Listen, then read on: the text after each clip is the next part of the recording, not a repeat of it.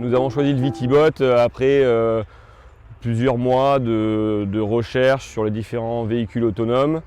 Il y avait d'autres concurrents, mais finalement on a trouvé que le Vitibot était un véhicule plus abouti qui nous permettrait d'amener plus de services à nos clients, notamment pour tout ce qui est prestations de travaux de sol, le décavaillonnage, le chaussage, le passage de lame. Ça a une certaine force assez impressionnante par rapport aux outils hydrauliques qu'on peut trouver communément sur les enjambeurs. Par rapport aux enjambeurs, en fait, on a parfois soit de la lame mécanique ou soit de la lame hydraulique.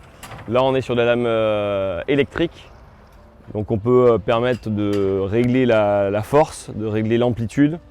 On trouve que c'est quand même relativement beaucoup plus précis. Après, en termes de vitesse, on a un véhicule relativement rapide. Il avance à 4 km/h de façon constante. Il n'y a pas cet effet de guidonnage qu'on peut avoir avec un chauffeur, puisque auparavant, on a une personne qui est Cédric, notre opérateur, qui fait la cartographie GPS.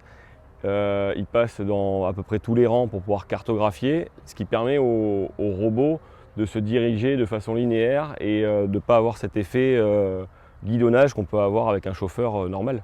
Alors le Vitibot, c'est simple, c'est un robot autonome sur une partie des travaux, comme ce qu'on est en train de faire aujourd'hui, où j'interviens uniquement comme contrôle en fonction de si un outil une lame se dévisse ou si éventuellement quelqu'un se balade autour du site.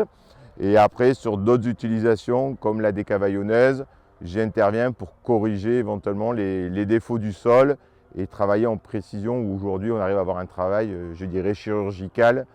En fonction des outils, par exemple là on a nos collègues qui font du cheval à côté, nous on est capable de travailler au centimètre près.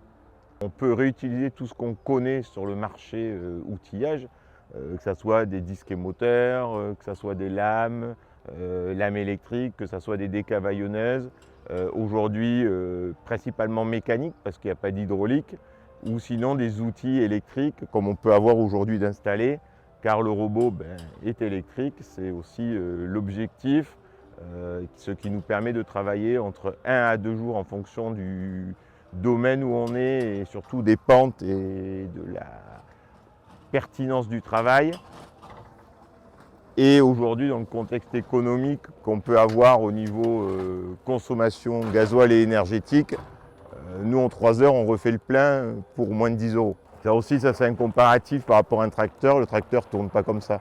Donc on est sur un gain de temps, de production et de rentabilité.